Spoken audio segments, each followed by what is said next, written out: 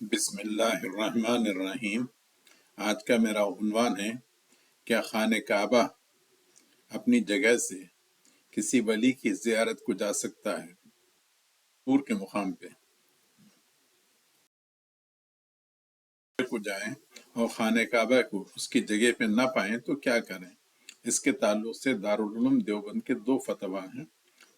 اس میں ایک میں مفتی صاحب کہتے ہیں کہ ہاں، اولیاء اللہ کی زیارت کو خانہ کعبہ جا سکتا ہے، اپنی جگہ سے ہٹ سکتا ہے، چونکہ ہاں سے تو اس کی دلیل نہیں ہے۔ مفتی صاحب فتاوی شامی اور رد المختار کے حوالے سے، یعنی حنفیوں کی جو کتابیں ہیں اس سے جو ہے نا دلیل دیکھیں، ہاں ہماری کتابیں میں اسے لکھا ہے۔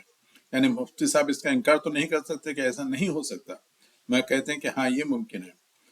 پھر کسی نے سوال کیا کہ ٹھیک ہے، اگر ہم حج عمرے کو جائیں وہاں پہ خانہ کعبہ کو نہ پائیں تو کیا کریں؟ تو مفتی صاحب فرماتے ہیں، ٹھہریے،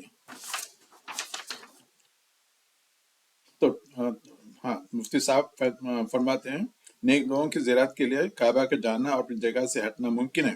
اگر کعبہ کو کوئی اپنی جگہ پر نہ پائے تو اس جگہ کی طرف رخ کر کے نماز پڑھنا جائز ہے۔ یعنی اتنی